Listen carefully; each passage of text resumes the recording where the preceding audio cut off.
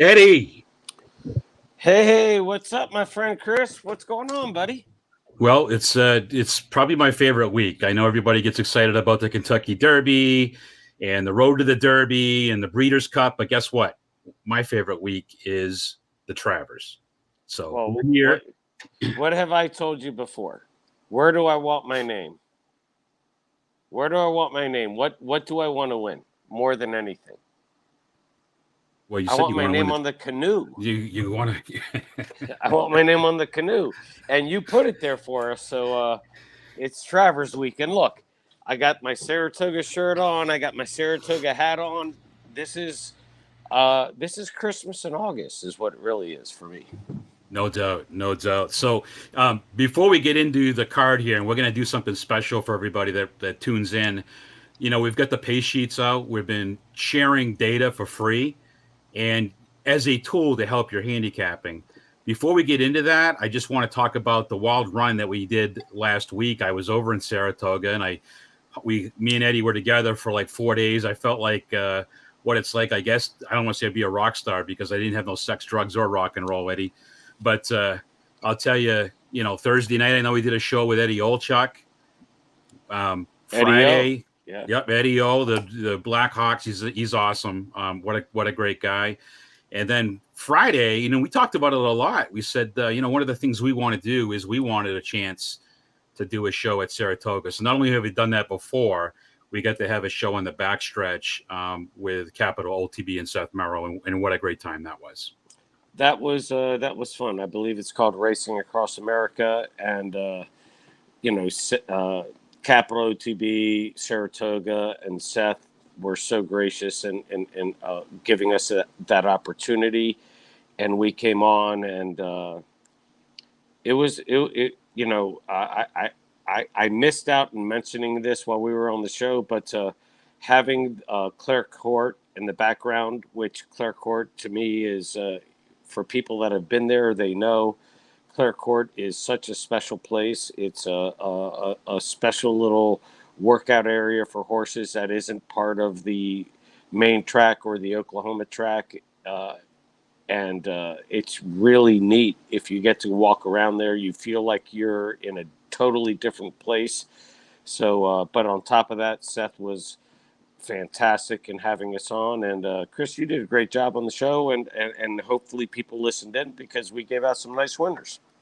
Yes, we did. And before, again, let's talk about Nest, Eddie. And, listen, Mr. Magoo could have picked Nest, I think. I think if anybody tried to beat Nest, that was pretty foolish. And I know we both love that horse and just continues to get better and better. I mean, what are your thoughts on Nest? Well, I think I said it before. I can't remember if I said it on the show, Chris, to be honest with you, but I know I said it after the race. I think Ness might be able to compete and beat the boys. This horse is regally bred. Uh, it's had a couple of bad luck races going into it. That's just part of racing. But this horse is so good, and she proved it in the Alabama that she's by far the best filly out there. So if I'm the owner, if I'm the part of the connections, do we want to go out and race in the Breeders' Cup and run against the fillies that more than likely we're going to win? Or do we go against the boys and see how good she really is? And the great thing about this year, Chris, is not only is there's a pretty good crop of 3-year-old fillies. This isn't a bad crop of fillies, but it's a really good crop of colts. And we're going to get to see some of them run here in the Travers. And I'm so looking forward to that. And there's a couple that aren't here for the Travers that are really good too. So I'm so excited for the 3-year-old crop of both fillies and colts, but Nest is so good. Yeah, I saw you caught some heat on Twitter too, I did. because you compared it. I think didn't you say that Nest could beat Rachel Alexander? I didn't say that she could beat Rachel Alexandra. What I said was, I said that I think she could beat the boys, and that what did I say? I believe I said that Flightline wasn't going to beat her that day. And then I said, well, yeah, could she compete with Rachel Alexandra? I do believe she can. I do believe that's how good this filly is. I put her up in that category. And I'm not trying to jump the gun. I'm not trying to say that she's, ruffian. I'm not trying to say she's zenyatta, but I'm also not going to exclude her from that conversation. Yeah, I agree with you. Listen. That's been the highlight of the meet for me was watching Nest this past weekend. She was Easy, awesome. yeah. I mean, it was unbelievable. So that I was glad to be there. I was glad to see it in person, and that was certainly a lot of fun. So let's get into this thing. I'm looking at doing some interactive stuff here. Hopefully, my iPad will play along and I can draw some things out. But Eddie, I know the first thing we have is I think there is some maiden races on Yes. Travers Day. So we have a thing. And I do want to cover the card, and I just want to go through some of these races and share our opinions, I guess, on who you like, who you got. Who do you got in this first race here? It's a maiden 105,000 at 6 furlongs. There's few weekends that grab my heart, that grab my the Super Bowl, the Masters. I'm being a golf professional, the Masters, the British Open, the U.S. Open, the PGA Championship. That those weekends really hit me. The Derby, the Kentucky Derby, the Florida Derby, NFL football when it starts up, the Breeders' Cup, and then. But the two things that really hit me hard more than anything else is number one, the Travers. I want my name on that canoe. You put my name on that canoe. We won't tell everybody how we did that, but that's what I want more than anything. And number two, spot sheets. Because why? Because it wins. We've had winners, good winners. We've ended cards with huge prices. We've had short prices, but at the same time, we've had short prices with great exactas. That's what gets me excited. So let's go.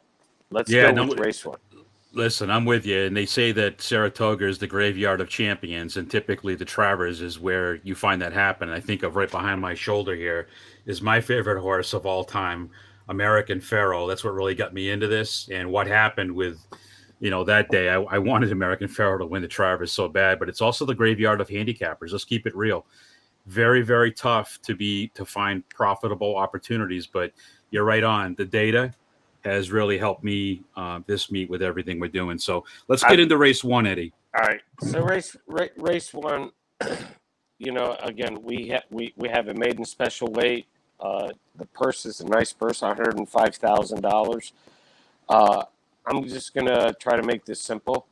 You've got this horse called Verifying. I believe it's probably the three horse, Mm-hmm. $775,000 purchase uh, from the Keeneland Fasig Tipton sale, I believe. You've got Brad Cox, Rosario riding him. This horse is out of Justify, and if you follow me on Twitter, you know that Justify is one of my favorite horses of all time, part of the deputy minister lineage. It has some incredibly steady works that are really good. I am all over this horse in this first race. And then I'm going to use, I believe it's going to be I think it's the 7 or the 8 horse Standard Proof as Seven. my 7. Standard Proof is my second choice. You got Chad Brown, you got Ortiz with Clarovich Stables, $170,000 purchase. And, Chris, this is one of your favorites, if not your favorite. It's one of my favorites, Gun Runner, out of Candy Ride. Really nice spacing on the works. I really like that aspect of it. So I'm going Verifying over Standard Proof. I'll probably box it in this race if there's value to box it, but if there's not value, I'm going to play Verifying straight up on top of Standard Proof. Okay. And I'll tell you real quick, I'm not the maiden handicapper that Eddie is, and Eddie beats me at that thing. I was going three, the same horse you got, Verifying on top. I mean, Brad Cox, Joao Rosario have been fire. I love the workouts. 5 furlong, 5 furlong. Then you got a 47-second workout, basically about 7 days And ago. by the way, Cox Rosario 30% Hmm. over the last 12 months out of 60 starts. That's a pretty good sample size. We don't script this stuff beforehand. I don't go seeing what Eddie's No. picks are and what my picks are, and I actually am 7 was my second choice. Same reasons Eddie gave. I like the listen. Gun runners are hard to pick against. Number one, and I did throw this to me was a 3 contender race, and I actually included the 4 Didinger just because my favorite angle on any maiden is a horse that last time out finished second. The horse just lost by a nose. I have to throw that one in the contender, and it's Bolt d'Oro. Isn't that one of your favorites too, Eddie? Well, Bolt d'Oro is out of Medaglia d'Oro, and it's out of a Street Sense mare. And the horse was bet down to 2 to 5 and Mm-hmm. just missed by a nose first time out. And you got a nice jockey change. Pennington's a very good jockey, but you've got Lascano riding for Robert Reed. So this horse is definitely wouldn't surprise me if it won. But, I just picked 2. I didn't want to go 3 deep on this. A 3 contender. The favorite is actually the 6, Really? and that King's Glory with Tyler Gaff and Steve Asmussen. Speightstown horse. So I don't know. That's in my play was I always my style isn't just pick one horse. If I don't like a favorite and I can beat a favorite, I want to pick who I think the top contenders are. So again, I've got 3, 3, 7, 4, and if this morning line favorite, the 6, is the favorite, I'm gonna try and beat it.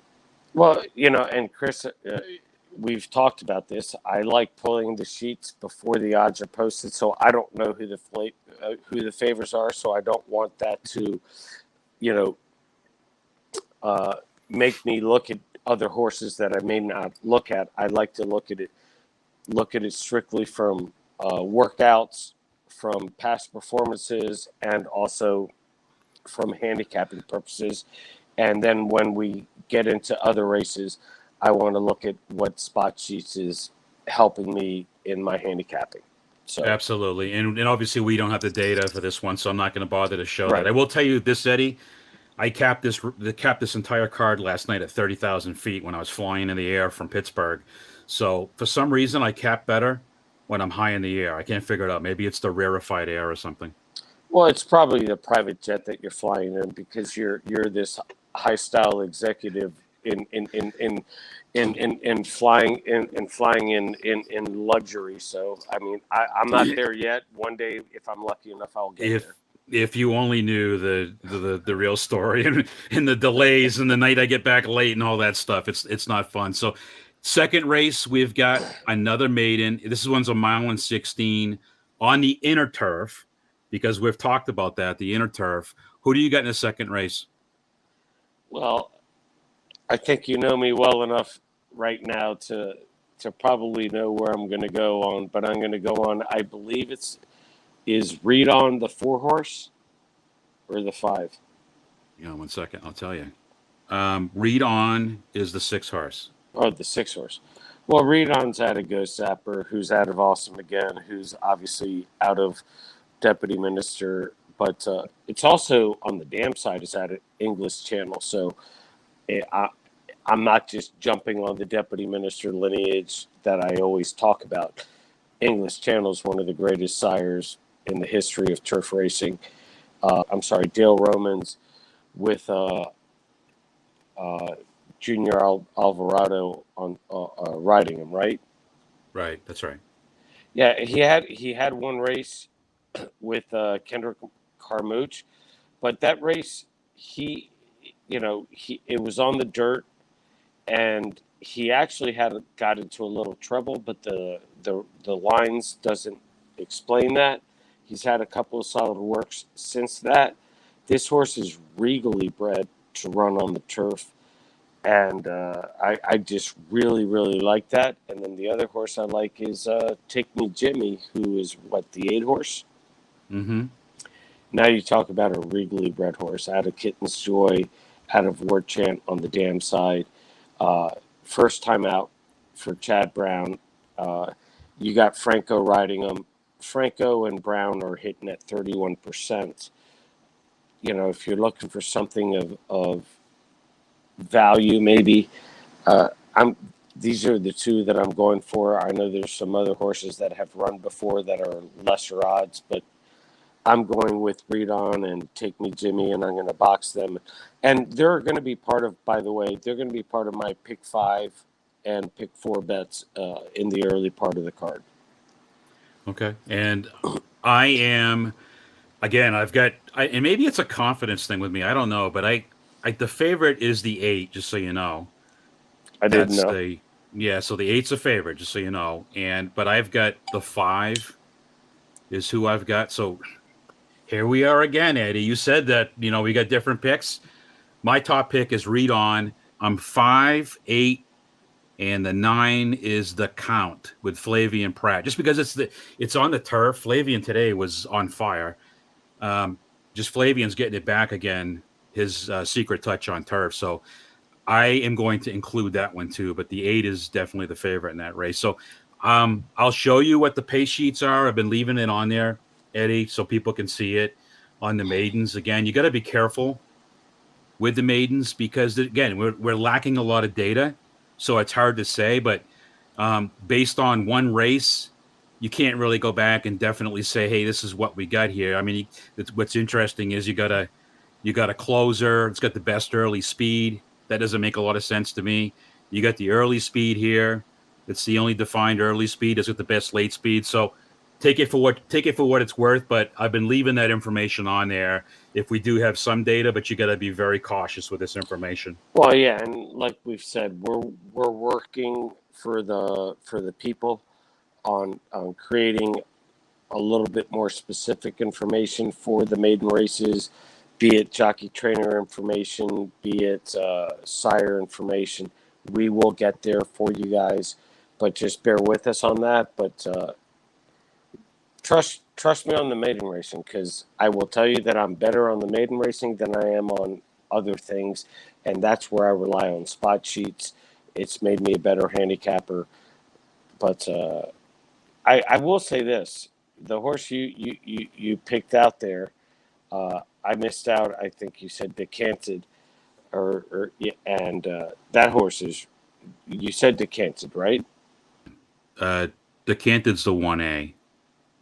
So I think he is actually that's actually what I had right there because it was the canted, and again, Michael Maker. This is Kendrick, first time starters. I mean, Maker's scared the heck out of me on the grass. Again, another horse out of Kitten's Joy. That's out of. If you all don't know this, uh, Shamardal.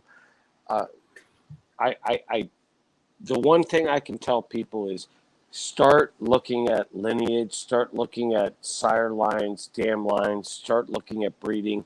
That's how you're going to get better in handicapping purposes, especially in maiden races. Yep. But And you've made me again, let's move on. you've made me a better handicap on it. I am 589 there, Eddie. So that's my play there. So let's get into where we have data. Let's talk about the third race. It's an allowance race for 95,000 on at 7 furlongs on the dirt. Who do you got here in the third?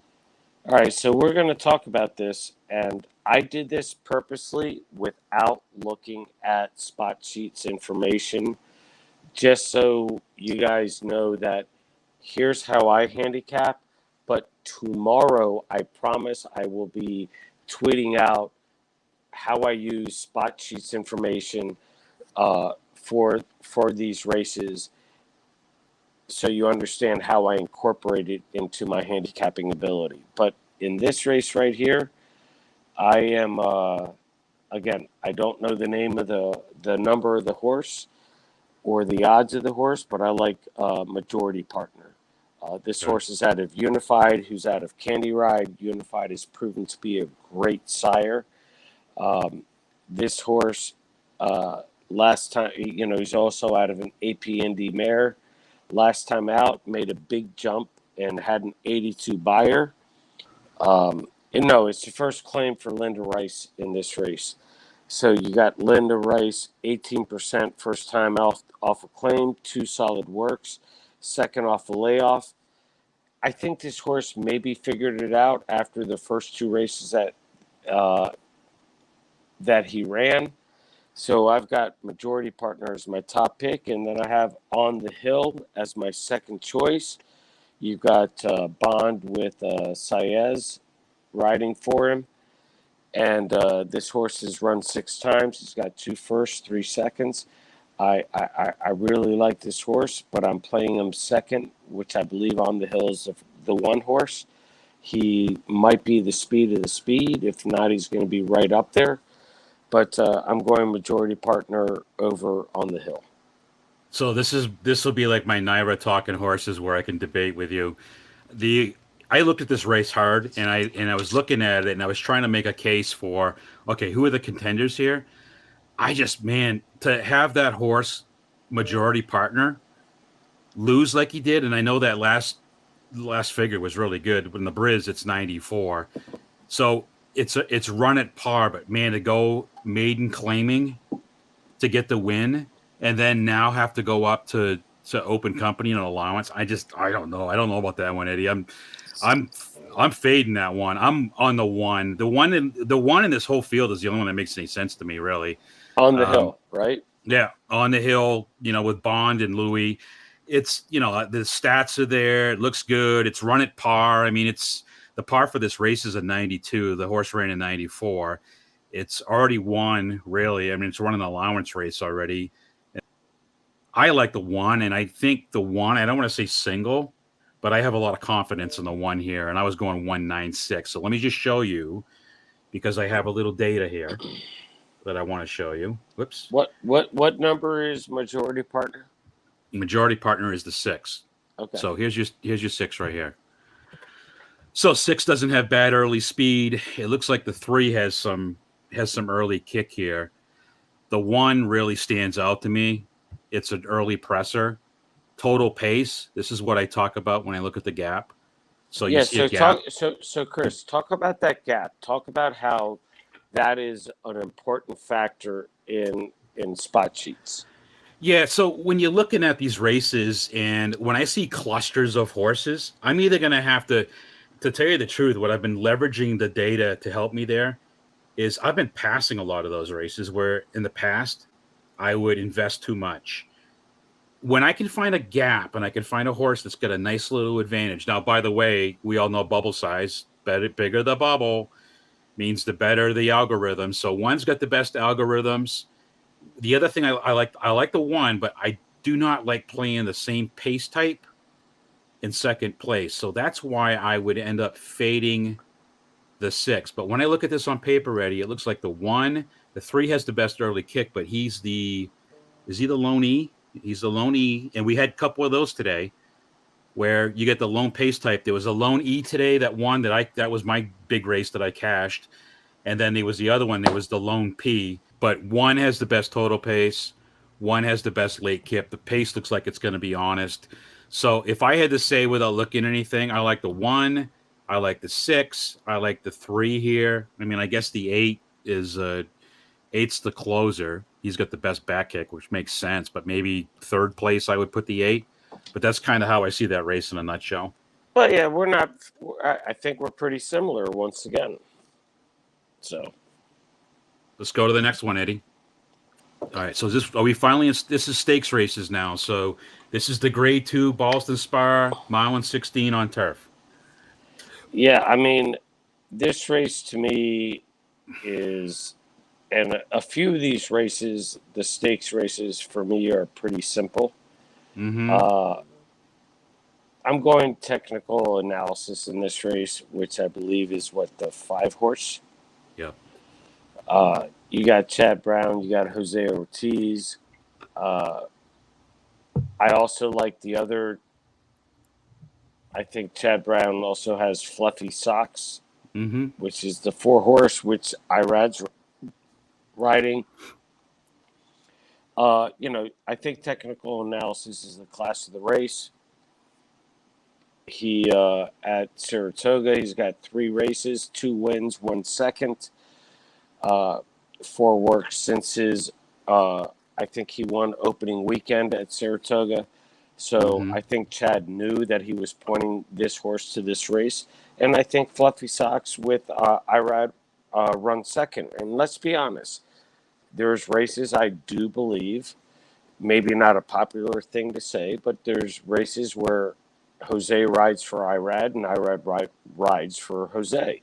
And I think this is a race that Irad is not going to try to win. He's going to let Jose win the race, or maybe he knows that Jose has a better horse.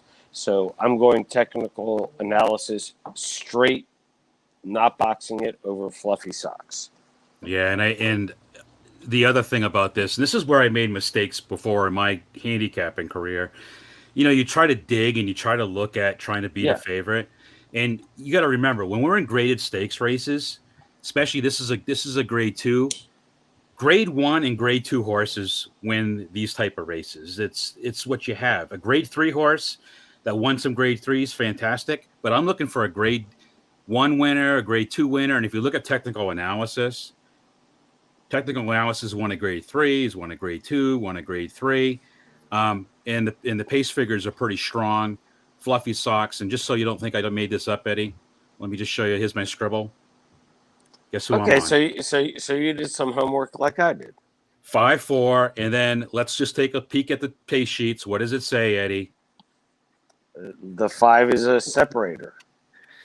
That's right. And remember what we talk about corner horses? Yep. This is where we're getting some of the best bets is when they're up in the corner. It's not a lock, but I want people to think about that. Best total pace too by a mile. And I want people to realize that 6 to 5 is good value if you really have a strong opinion on that horse. Don't think about it. I mean, you're talking about something that's going to be between a minute to 2 minutes in time. And if you can double your money at 6 to 5 or a little bit more than double your money, it's good value. That's the way you got to look at this. Don't try to beat this horse. If this horse stands out, play it. Yep. And the other thing, Eddie, too, that I like from a pace standpoint, notice that when you look at the pace, everybody's the same pace type besides fluffy socks. Right. That's why I even love I like the five, that's my top pick, but I even like fluffy socks even more, knowing that it's a different pace type. And I'm with you. I'm 5-4 exacta. Now, if it pays like $2.20, I'm not going to play it. But if I can figure out how to make that happen with value, I think we got a good play there. Yep. I agree. So, okay, let's go to the next one, race number 5. And by the way, if you're watching us, grab your PPs and follow along and see what your picks are and how we compare and how we're reaching those decisions. So, Eddie, who you got in the 5th? Yeah, you're not beating Jackie's Warrior. I don't care what anybody says. If Jackie's Warrior becomes part of the graveyard of champions, so be it. But he is the best sprinter in the country. I would put him up against anybody in recent history. I put him in the same category. I believe I've said this on Twitter as Lost in the Fog. This horse is so good. So I'm not going to get more into it than I think it's Jackie's Warrior. And I'm going to say Cody's Wish is going to come second. Cody's Wish is also out of Curlin, Deputy Minister lineage. I think he closes for second and beats whatever horse tries to run with Jackie's Warrior. And that's it. Okay. Yeah, I don't think there's a lot we can debate about here. I mean, I'm the same way. I'm 315. I mean, I got 3157 in the second hole. The other thing that I want to call out with Jackie's Warrior, and I want to let me show this, Eddie, so you can see how crazy I am about pace. So when you look at pace, this is actually how I draw up every race. I go left to right, +2 on the Quirin points. Jackie's Right? Warrior actually forget about Jackie's Warrior being Jackie's Warrior. Jackie's Warrior actually has a pace advantage in this race as the lone speed. We're going wire to wire here. I don't think there's any doubt with what's going to happen there. And let's just take a look see. 5th race, 3, Jackie's Warrior. What's interesting is who's the 7, Eddie? I Knee deep believe is now. I believe the 7 is that the one that's knee deep now? Yeah, so when I was looking at this, what's interesting is on this one, I can't play against Jackie's Warrior, but I just want to call out the 5 and the 7 actually have some pretty good total pace numbers. That's the 5 Cody's Wish that you said, and the 7 Knee Deep is now early speed. We just said it. The 3. Listen, Jackie's Warrior is going to go to the front. I don't know if the 7's going to be able to Actually, run with. I'm going to tell you something that Joel told me today. Mm-hmm. Jackie's Warrior does not need the lead. He's the speed of the speed, but if the 7 wants to go and Yep. wants to just like try to swoop around it on the outside, Joel's going to let it go, and then he's going to sit and then go around him on the backside. So Yep. that horse is a good horse, capable horse, but in this race, it's cheap speed. Yep. And I agree with you. So when I look at this, though, I'm going to tell you that you just might have solidified for me. That's what I like for an exacta, because I'm looking at the total pace of this 5, this Cody's Wish, and I'm liking it even more Yeah, looking at the late speed. I mean, it looks really like it. Yeah. okay. So 3-5, you just got me excited about that one. So we'll see what And again, happens. remember, I did not look at spot sheets for this. Because spot sheets has helped me handicap to where now I'm looking at a different part of handicapping angles when I'm looking at the races. So here we go. All right, 6 race is we go. You know what? It's kind of weird. I noticed this too when I was capping. They get all these stakes races, and they have the maidens and the allowance at the beginning, and then they stuck a $50,000 allowance 7 furlong in the dirt race right in the middle of the stakes races. So I don't Well, know what the plan they was. actually put 2 allowance races in between them. Again, I think I've told you this before. I wish they would spread this out a little bit and make Friday's card a little bit better. Mm-hmm. Maybe make Sunday's card a little bit better. Maybe make other weekend cards a little bit better. But the idea of having 6 stake races and then throw in a couple allowance and maiden claimings, I wish I could be part of a solution that I believe that horse players want, but this is the way it is. Who do you like here in the 6 race? Who's your picks? Love Life Changer. Life Don't know changes the to 2. number. The 2 2. horse. Mm-hmm. Again, this is another out of deputy minister lineage, and I don't only pick these horses, but this horse is out of Oxbow. Awesome again. Again, it's part of deputy minister, but this horse has run twice. He's run second, and I think third at Saratoga out of those 2 races. He's 3 out of 3 races. He's a first and a second at the distance. I think this horse is primed. Once again, he's got my guy Rosario riding for John Terranova, but his numbers fit and his race style fits because he can be on the lead or he can be a presser and just sit off the lead. So I really like him. And then I'm also going to be using Must Be Love. This horse, 1. Okay. the one horse, the one Mm-hmm. horse Must Be Love is again. You got Gustavo Rodriguez, who has a really good ROI with this connection, and he's not the first time claiming, but the horse is training well. So I'm going Life Changer with Must Be Love. So what do you think the reason is Rosario jumped off the 1? I mean, I know he rode the Life Changer last time, but why do you think if the 1 is really a good contender, why he Well, it's jumped off? interesting. It's interesting because we talked about this with Ron Anderson when we had Ron on our podcast a couple of weeks ago. Sometimes you have to appease certain trainers, certain connections, so when they have a live horse that you get them that maybe they're not your first choice. So I Mm-hmm. don't know if this is a trainer choice. I don't know if this is an agent choice. I don't know if this is an owner choice.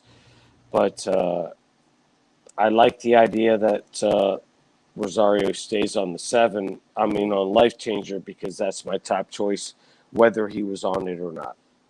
Okay. So this race here, I actually like. Again, people say they're pedigree geeks. I'm a pace geek.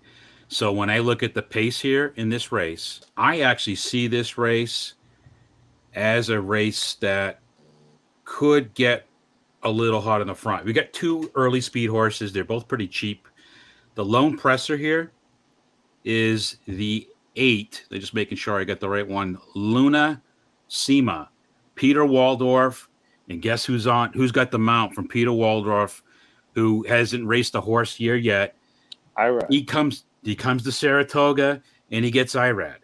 So I'm not thinking, a little trainer intent, but when I look at the lone presser scenario, I like the pace here, how it sets up for this one. I guess, the question is, can this one run with some of the ones up front? But you don't have to. I think when it gets the pace and the right scenario, and if it can sit garden spot a little bit, I like the scenario here with how it plays out. My second Well, let choice me is. let me let me ask you this question real quick. Mm-hmm. I believe Luis Saez rode that horse last time out, Mm-hmm. and now Luis Saez is on jet speed. Do you think that's a trainer choice, an owner choice, a jockey choice? What do you think? I don't know. I don't. Peter Walder does he usually get Luis Saez, but that race was back at Belmont on the 3rd of July, and if you look at the comments, it says hit gate, bumped at the start. Well, I know that Luis rides for Peter Walter down at Gulfstream. So, but again,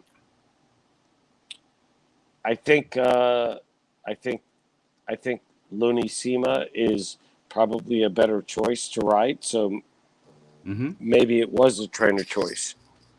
Could be. I don't know the factors behind that, but I like the lone presser scenario. So I'm 825, Eddie. You had the two. I'm 825 on top, and then when I look at the sheets, and I got the colors wrong here. I'm gonna have to fix that when I get done. I did the Travers card because there was an extra couple races, but here's my 8 right here as the lone presser. Guess who's got the best late speed, Eddie? The eight, and you Okay, but love that, then and you love that. yeah, I love late speed. Oh, I love late speed. If I was a horse, I would be a closer all day. And then I think the two that stick out here are the ones we just said, the two and the 5. So Yeah, um, I think it's a combination. I don't box things, but if you're gonna box something, maybe you box it here and move on. But that would be my play. I think so. Yeah, I think we're Okay. spot on there. Okay. Let's go to the next one, which is race number 7. Optional claimer 62.5 for 2 times winners on the turf, 5.5 furlongs. You love these turf sprints, Eddie. Yeah, I'd be surprised if I am in accordance with spot sheets in this one. Okay, we'll Uh, see. I'm going with Comedy Town on top. You got Michael Trombetta. You got my boy McCarthy, who, Trevor hits the board all the time, but he also gets some wins. Trevor, not a lot of wins, but he's got 5 wins so far at Saratoga, which is, I believe, this is his first year there riding. But he's got 12 seconds and 15 thirds. So the guy is a money making machine if you're using him in exotics. But this horse right now is he can ride off the speed and pounce, turning for home. There's a lot of speed in this race. I really like this horse. I don't want to say that he's my lock to win the race, but he's definitely going to come second or third. But I'm playing him for value on top. And then I'm using, I believe it's called Battle Station. I don't know if Kendrick Carmouche is going to ride this horse because Kendrick was off all his mounts today. I don't know what happened.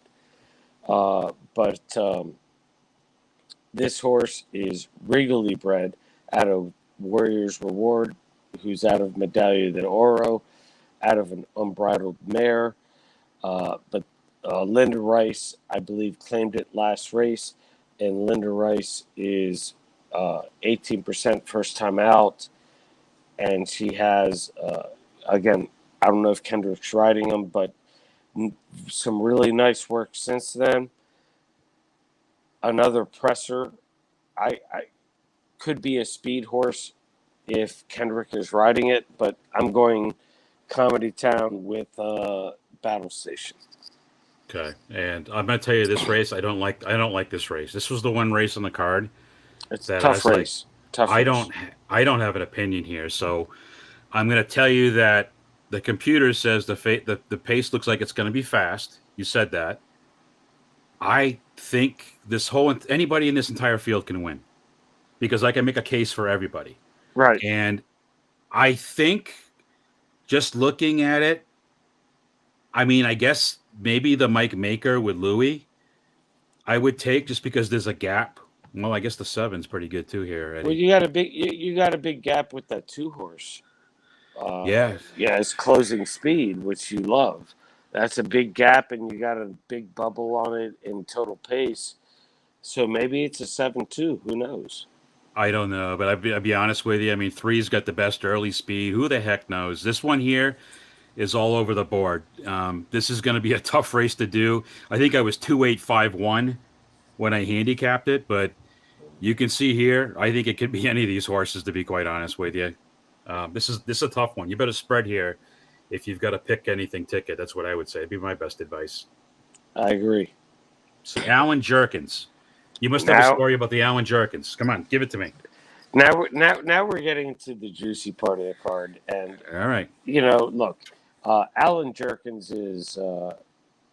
You talk about a guy that would just literally make you stop in your tracks, and the impression he makes on you, not because he's arrogant or whatever. He just demanded respect when you saw him on the backside on top of a horse. I mean, he was almost as big as the horses.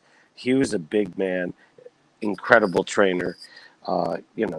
The race used to be called the King's Bishop, but I got to give the respect to Alan Jerkins. You're talking about a great one horse. Um, and I'm doing something I thought I'd never do in this race. For Don't tell the me.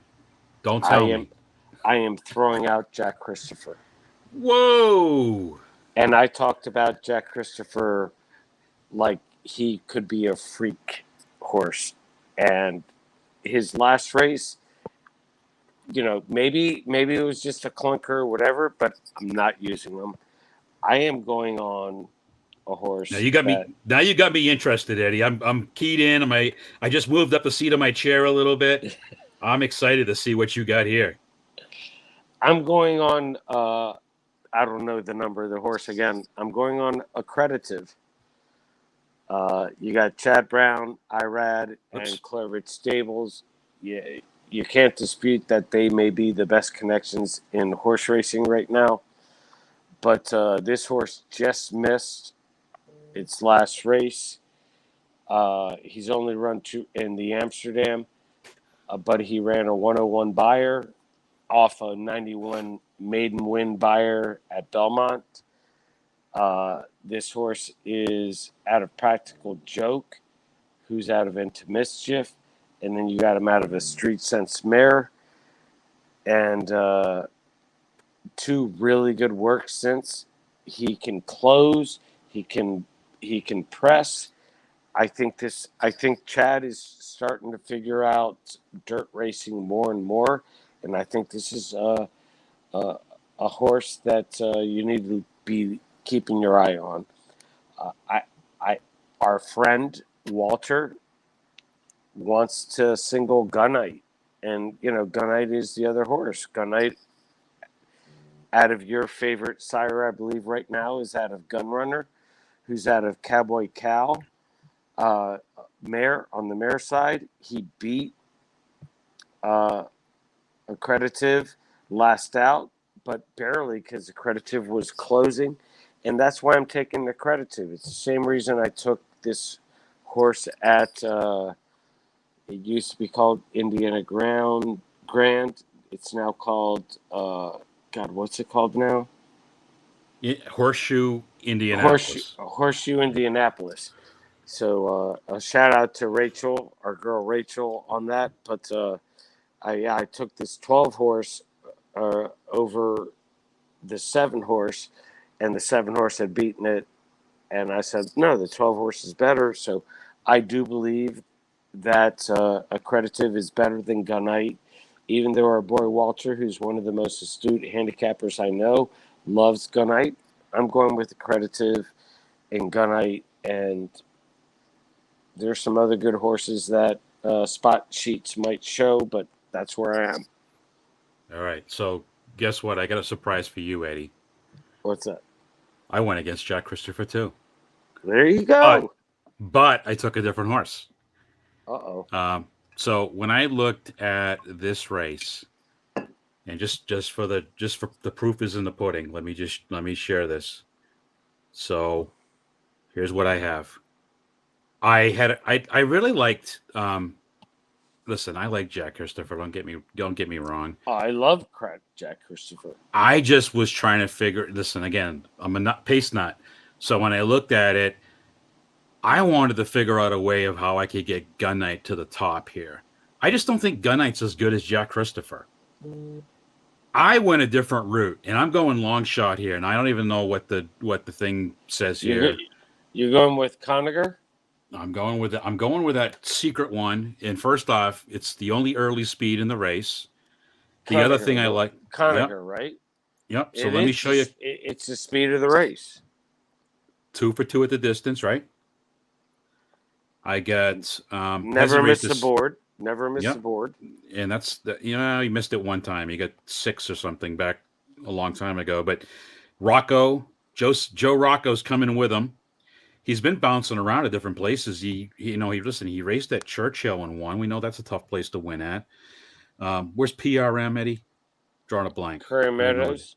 Okay, and then Canterbury, not Canterbury, Colonial Downs. But he's won at Keeneland. Might as well win at Saratoga to finish the thing. But great horses that bounce around at different tracks like that, You that's you pretty you, darn good. you may have something there, Chris. We'll see. And just to look at what the pace sheets say. Hang on a second. Let's look and see what that says because I didn't go back and I didn't look at it. This is race number. No, I'm sorry. I'm one ahead. Right here.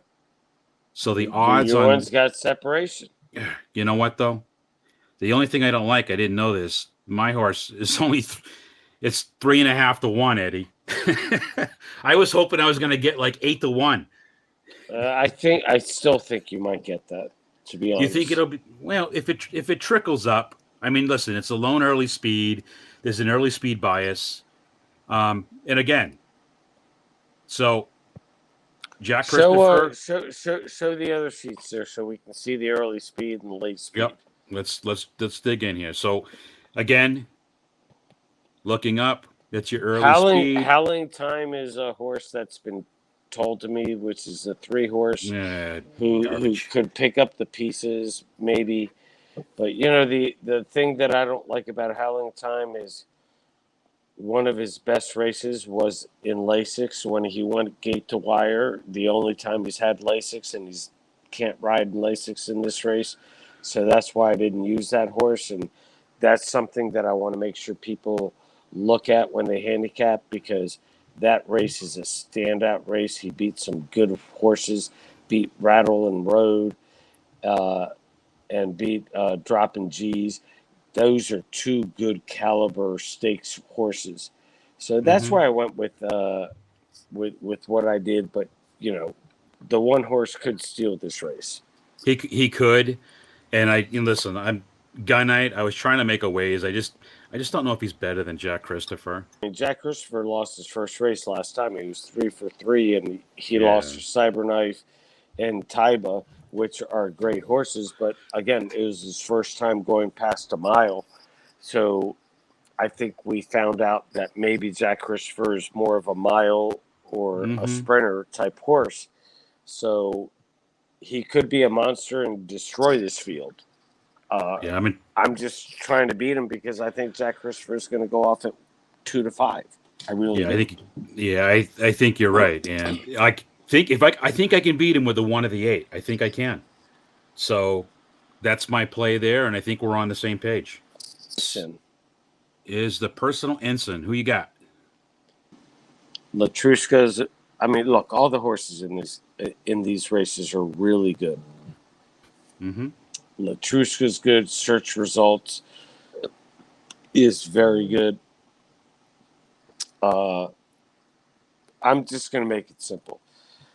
Clariere, it has been one of my favorite horses that's been running.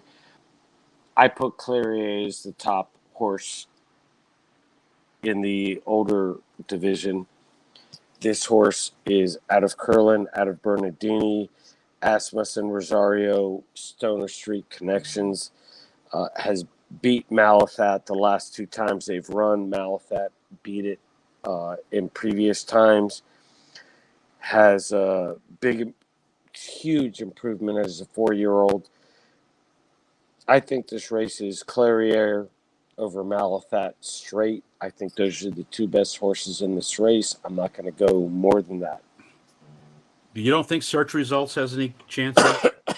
No, I think Search Results is a really good horse, but I don't think Search Results is as good as Personal Instant or Malathat.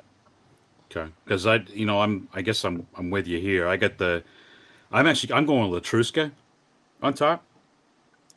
I'm taking a shot. I just think again, I'm like the early speed. I love the workouts of this one too, Eddie. I mean, it's No, Latrushka, I again, I think I said really good horse. I think Clarier is special. okay. So I'm 1-3 and Clariere. So I mean, I could go either way.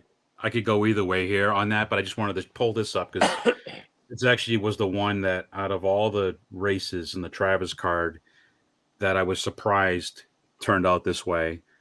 And actually, when I talk about the corner horse, and my pen just died, I talk about the corner horse. Guess who it is?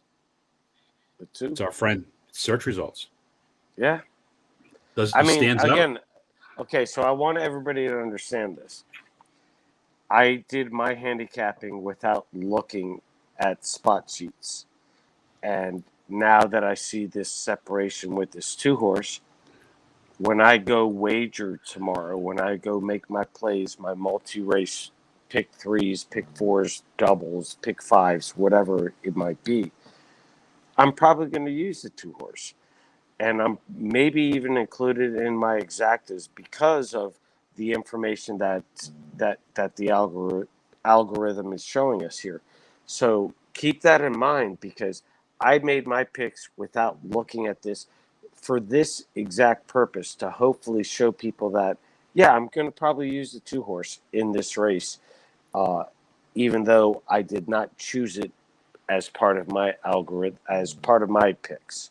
I think that's a good call out, and I'm the same way. I had Search Results as like my fourth choice underneath, and a maybe an exacta, but more of my trifecta if I decide to play that. But now that I've seen this, I am probably going to figure out a way, and actually it fits. So if you like the three, I look at the pace style. So we both like the three. The only thing I'm worried about Clarier is I'm wondering if there's going to be enough pace in this race, Eddie. That's the only thing I'm worried about. Is there going to be enough pace That's to my win this biggest race? worry. That I agree with you on that. It definitely is my biggest worry. If are they going to go out and 49.50 and just kind of lollygag around? Uh, that is a worry of So you know mine. what? I may sway my opinion now that I looked at this and I see the fact that actually Latruska and search results have basically the same early speed. I mean, total pace, search results stands out. And I look at late speed. It's just interesting that actually, when you run some of the numbers, that actually search results comes out there. So I don't know if search results is going to finish dead last. I'm just saying that's what the computer shows, and that's how I'm going to work it into my handicapping and my selections on Saturday. We're almost there, Eddie. We'll go to race number 10, which is the sword dancer. I love this race. Well, I picked this horses in this sword dancer. Adamo is, I believe, my favorite horse that's running on the turf right now. Uh, and then you got Broom. and Broom, you know, just lost. I believe it's called Ebor in the Breeders' Cup last year, and was flying, like literally flying late, and took the lead, and then got caught by Ebor. Classy horse. You got Aiden O'Brien with Ryan Moore riding it. But, Adamo, to me, best turf horse colt, in my opinion. Uh, just missed in the Manhattan, won the United Nations, training uh, incredibly well. I watched some of the workouts. He's my pick, and I'm not going to go beyond. I'm not going to talk about any of the other horses. To me, it's Adamo and Broom, and I'm playing Adamo on top. This one here, though, I've got the one on top. And for There it you, is. One. Chris, the problem is that you don't have enough information on Broom. You can Mm-hmm. only go off that one race. So that's another thing, people understand that we don't have that much information as we do on other horses. Yeah, it's part of it. I think this is I like the one. For me, it was a 3 contender race. I put it 138, Eddie. That's how I had it. And when you look at it, there was this one here was an interesting one. This is what I wanted to show you. This one here So you just didn't looks. use Gufo, did you use No, I'm not uh using Gufu. did Fade you that. Adamo, Soldier Adamo number Riding? one. I used the 3 Broom. To your point, he's not on the sheet here because I don't have the data. And then the other one was Soldier Rising, which is Franco. I've heard of that horse before. I could argue that not argue, Frankel's top 10, maybe top 5 horses of all time. And he's proving it as a sire, too. The only one that there's a couple I didn't use here. Channel Maker, I guess he doesn't really stick out on the report. He looks pretty at the top, though, and pretty consistent. The only one I'm interested in here, though, is I didn't talk about is the 10, Myra Mission. Is there any chance on this horse, Eddie? Absolutely, there is. I think my mission might be the horse that can. I think there's a lot of speed in this race, and I think that my mission could get the dream trip. That's the Mm-hmm. horse that probably scares me more than others. But I do believe that Adamo and Broom are standouts, and if Okay. they both run their races, they're gonna. I don't know who's gonna win, but I'm going with Adamo. All right, that's cool, and I think we're on the same page. I'm just interested, just looking at this. I didn't have the 10 in my mix, and now that I look at this, I'm almost wondering if maybe I'd want to have the 10 somewheres underneath, and maybe that's a big play because it's 12 to 1 in the morning line. Really? Mm-hmm. Well, there you go. There's some value to maybe use. So we'll see how that shakes out. All right, you ready? Uh, I can't wait. Are you Talk putting to my me. name on the canoe again? Talk Travers to me, Eddie. Talk Travers. You know what? If you win this one, I will put your name on there. We'll spray paint it overnight. We'll do what we have to do to get your name back on the canoe. We'll get arrested, is what you're saying. Listen, I can't. We'll figure it out. I can do a lot of things. I don't know if I can put your name back on, but I'll figure it out. Well, I'll give you a quick Travers story. Um, I was fortunate to be invited with a group of people to walk out on the Friday before the Travers when American Pharaoh galloped around the track. And there was like 15,000 people in the grandstands and another 5,000 at least in the backstretch. And I walked out with Bob Baffert and everybody else with American Pharaoh. But at the end of that race, in my life, I've never seen more grown-up people cry when American Pharaoh lost. And I had Keen Ice because Keen Ice was out of deputy minister, but I was rooting for American Pharaoh to win that race. So it's still my favorite race of the year, more so than the Derby, more so than the Preakness, where I grew up in Maryland, more so than the Breeders' Cup or the Belmont. This is my favorite race of the year. So, when we talked when we talked about the Dandy, what did I say about Epicenter and Zandon? Do you remember? What did I you tell said me, Eddie?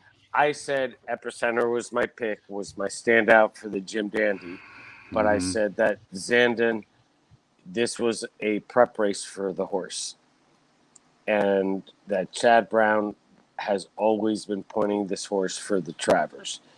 So, that being said, Epicenter is a class of the field. He's a class of this 3-year-old division at the moment. I don't think that's arguable. You got Asmussen with Rosario, with Winchell Farms. The connections are undisputable. There's nothing wrong with this horse. He's run 9 times, 5 firsts, 3 seconds. This horse may be an incredibly special horse. But Zandon is out of deputy minister lineage. He's out of upstart. You got the Chad Brown, Flavian Pratt connection. I know that Chad has told me. He's told me, I'm sure he's told others. So I don't want to try to say that I'm special in this regard. Best 3-year-old he has in the barn. Ran a great second to Epicenter in the last race and did something he's never done. He ran close to the lead, and he was the only horse. Now, granted, it was short field, the only one that ran on with Epicenter. He actually, if you look at the race, maybe even closed a little bit on Epicenter at the end, and they're running a little bit longer in this race. Solid work since then. I mean, I just got to go with my gut. I got to go with what my gut is telling me. I do believe Epicenter is the best 3-year-old in the country, but I believe that Chad has pointed Zandon for this race. I'm going Zandon, Epicenter, and everybody else is behind them. I can't believe you're picking against Rosario. I am. You know, he's my boy, but I can't I believe it. am. I can't believe it. I just, It's so I'm stunned. people don't think that I'm only a Rosario guy. I'm doing it. You know.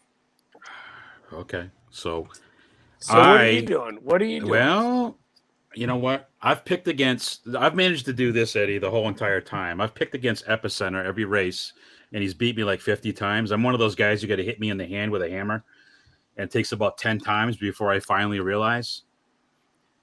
I, and again, I don't want to see I want to see the odds here a little bit. But listen, I'm on the same. Listen, Epicenter's the easy one, I think, for me to pick. I looked at this, and originally when I handicapped this last night, I actually put early voting on top. And you know when you get studying too much and you get looking at it, and I said, "Now what am I doing? Epicenter is the class of the group. It's got to be Epicenter." And then before I finished this race, I spent a lot of time on this race. Then I got wishy washy again, and I put Zandon on top. And I think when I looked at this, this is where I was going. So first off, on paper, I think we can agree it's 768. Okay, just so the record, everybody knows. You got Gilded Age down here. You got here's your horse right here, Rich Strike down at the bottom. So I don't think those horses stand a chance here. Again, I said that in the Kentucky Derby, and I guess things can happen. But I think this is a 3-horse race, and I think that's exactly what you see here. I'm going with the one that has the highest odds. Early voting is 8-1. I think I can take early voting, even if it gets down to like 6-1. I think I'm still getting value there on that one, and I think that's the only way. I can't play Epicenter at those odds. I mean, what's Epicenter going to be? He's probably going to be what 7-5, something like that. Is my I guess. think 7-5 would be a gift, to be You honest. know, yeah, maybe I don't know. Zandon, I don't think you're going to get 5-1 on Zandon either. I think if Zandon's 5-1, that could be my pick. I don't think it's Well, going I to mean, happen. I think Here's a horse that we haven't talked about is Cyberknife. And Cyberknife, I think, is going to get. There's no chance you're getting 4-1, 5-1 on Cyberknife. I think you're going to have a cluster. I think you're going to have Epicenter at 6-5, and then you're going to have 3 other horses around 5-2. And Okay. but here's something I didn't say, and if I can just jump in on this, is I don't think Chad Brown wants early voting on the lead. Early voting, I know this to be true. Early voting is better when he's riding with a horse, maybe looking eye to eye or just sitting off the horse. Look at his past performances.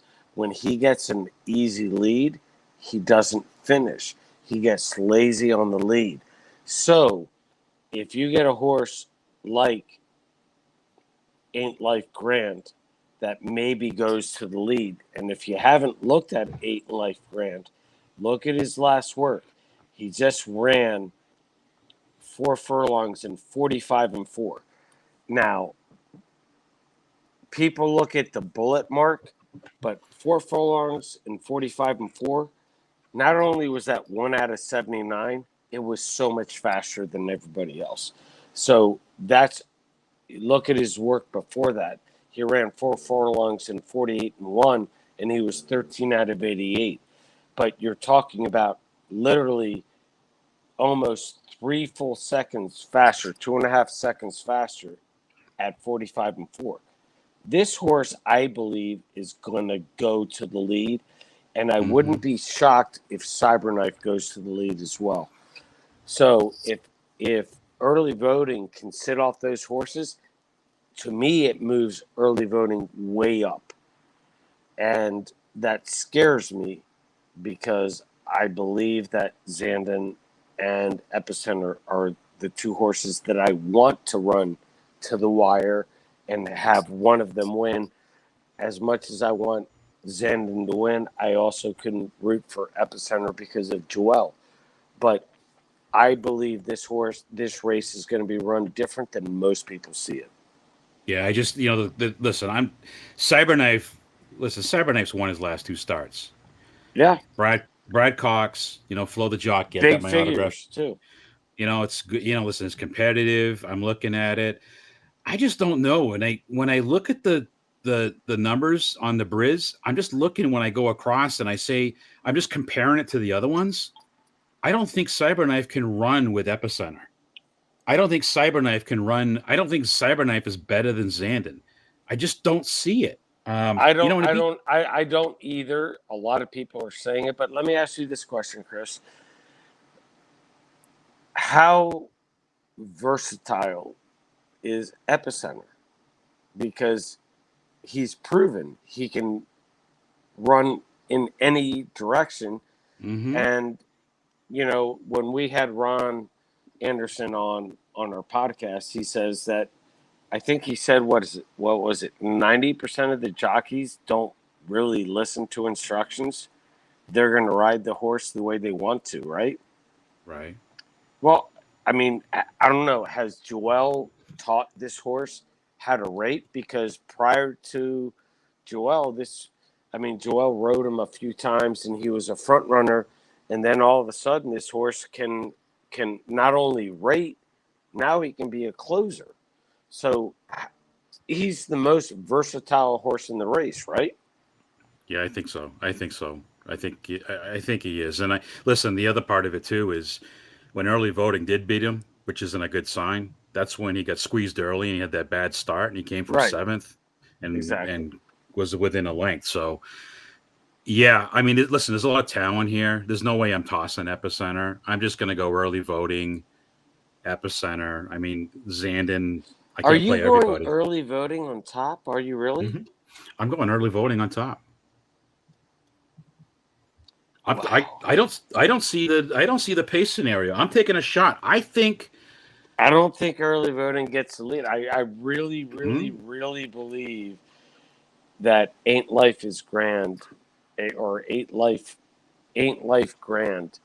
I believe the only reason they have this horse in the race is that it's going to go straight to the front. Tyler Gaffleon got the mount, and the only reason this horse is running is I'm going to the front, and I hope I can hang on for third or fourth. Do you think this pace is going to be that fast, though? Because when I look at it, listen, he's going to go. He's got Zandon to his outside, and he's got Epicenter to the inside. I just see he's going to go to the front. We know that. I just don't know if those ones you're talking about are going to go to the front. So we'll see. We'll see what happens. So let's look at the. It's an interesting scenario because Zandon and the Dandy did something it's never done. Mm-hmm. And if Zandon sits back and if Epicenter sits back, does that mean that early voting maybe gets the dream trip and wins for fun? That could happen. But Who'd you say was going to the front? This Ain't Life Grand. yeah, I believe that horse goes to the front. Okay. Well, if he runs rabbit, good luck to him because I just don't see that horse does not have the early speed. I think that horse will fold quickly. Chris, look at its last work. That's all I'm saying. I get it. I get it. I get it. But look at how many who's this horse beat? He's been facing a bunch of He's beat nothing. he's beat nothing. He hasn't raced in anything. I So agree, but the only way he can win this race is to go to the front. That's my point. It's either check. uncle or something. So listen, these guys don't they're coming here because they think they have a chance and maybe there'll be some sort of pace collapse and something stupid happens in the front end. I don't think they're going to go to the front and just blow their chance on, having a good finish here in the Travers is my piece. So I'm playing early voting, wire to wire, Eddie.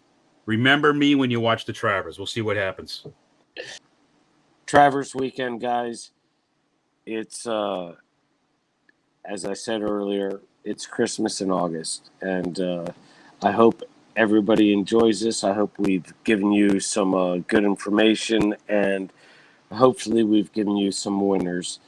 And for anybody that's at the track this weekend or next weekend, hit me up, hit Chris up at Horse Player X, Spot Plays. Hit us up. We'll have a grand time, have a drink, have a shot, or just pick some winners. Picking winners is what I like to do. And Eddie, before we go, and we're not going to spend time in the last two, but again, I want to kind of use this show. It's a little longer as a tutorial, and I just want Yeah. to share. I just want to share just real quick. I want to share two more things. So, all right. So here's race 12, which is after the Travers. So if you're sticking around like Eddie, you're going to be looking at this race. The other thing I want to call out to everybody, a lot of people do not, they send these sheets out, they give their picks out before the scratches happen. I want you to understand that the pace dynamics change depending on who scratches, what happens. I am going to post this sheet, the pace sheets early. So when you're handicapping, but I am also going to update them on Saturday morning once the scratches come out. So you can see how the race dynamics, if there's been anything changing. So I think that's a key thing. But just looking at race 12 real quick, Eddie, 7 looks like the biggest bubble. I would think that one of these three probably your winners in this race. I guess the 6 looks pretty good on early speed. 2, there's a gap on late, but it looks like the pace is honest. That may be your exacta horse.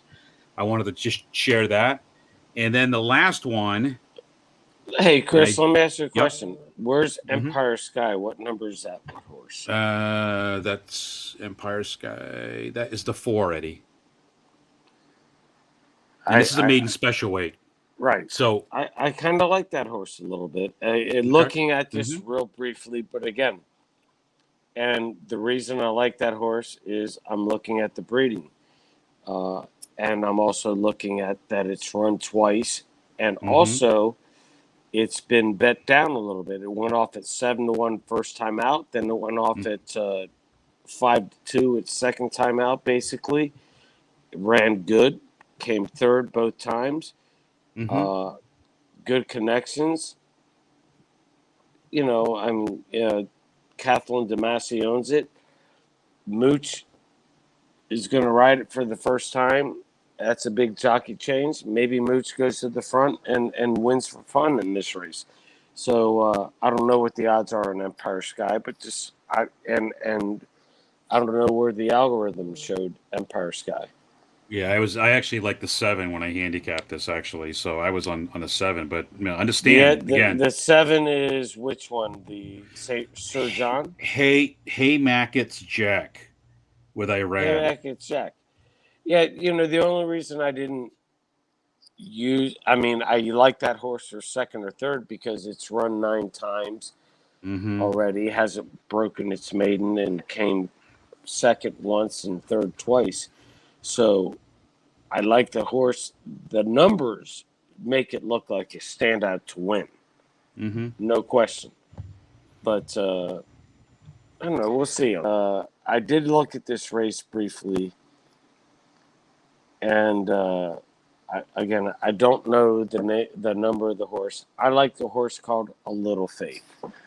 So you tell me where that falls The Little into Faith. spot sheets. All right, look, that is the, and I forgot. I just looked at it. Who the heck I had? Um, 8. Boom, right up here already. So it's not a bad choice based on the information. So I'm all this race for me is a complete dart. I have no idea. I mean, the pace looks quick. My pen just died again, but the six down below is got is the closer. The bubble's the biggest size. You got the 1, 2, the 9, the 8. Throw a dart. So once scratches come out, maybe something will clear up and we can find something where there's a little bit of a gap. Maybe the one of the two will stick out amongst the others. We'll see what happens. So, all right. So we've almost gone for an hour and a half, Eddie. This is the longest show we've ever done, but you know what? It's Travers Day, my friend. It's yeah, it's one of my favorite weekends of the year. Again, I probably said that a few times, but I appreciate you, bro, and all the work that you do, and uh, I just love that I have the opportunity and the availability to be up here during this time, and what Naira has done for us, what Capital OTV has extended to us, and Seth Merrow, and you know, I anybody else that wants to either be on the show with us or wants to give us an opportunity, I look forward to that. Let's talk a little bit about HRT and they allow us to come on. They allow us to utilize their network and be part of this. We were on their shows. They do a really nice job. This week alone, if you haven't checked it out, they actually had last night. I think they had JJ on. I know. They had a Hall of Fame jockey on with them, yeah. Yep, and David Aragona was going to be on tonight, so or on Thursday night, and then they had I can't remember who was on the night before, but they've had some big shows this week. They've had like 3 or 4 big shows Yeah. in a row. They do this every single Monday night, Tuesday night, Wednesday night, 8 o'clock Eastern. Thursday night they do the 9:30 show, and then during the day, also Rich and Terry and Tom, they do the shows where they go through the picks, they go through the entire card, sort of like what we did tonight. Probably the abbreviated version, but we did cover 13 races tonight. So I want to give those guys a good shout out. Make sure you guys go over to Horse Racing Today. Great website. They have all the stuff going on here. And then the other thing I just wanted to call out too is the YouTube channel. And when you go on the YouTube channel, when you subscribe to it, you can see these guys alive right now. So when we go back and we watch this, but you can go back and see all the great shows. Eddie, there's we are. And all our shows are right here being cataloged. So if you're not subscribed to the channel, please do so. We enjoy doing this, and we enjoy teaching others about this great sport of horse racing because more than anything, we're both fans and we both love what we do. Absolutely. Rich and the guys at HRT have been fantastic. Rich and Sean and everything. But, Chris, I appreciate you and everything you've done. And we've had a lot of fun here. And hey, everybody enjoy Travers Week. This is, what do they call it? The Midsummer. The It's just Midsummer. they say it's the Midsummer Classic or something. I don't know, Yeah. but that's the All Star game I'm thinking about. But all I know is I'm in New England, and we do everything with an AH. Summer's over up here, Eddie. Summer's over. We got like another 2 weeks Well, left, and listen, it'll be the leaves will be changing. don't be surprised if you see me spray painting my name on the canoe in the lagoon in the middle of the Saratoga Lake there. So All right. Don't forget. If you like what we did tonight, if you got any questions, don't be afraid to reach out to us. Hit the thumbs up. It helps us out. It helps the show out. But I wish everybody a fantastic weekend and enjoy your Travers Day. I hope you guys all pick some really good winners. Have a good time.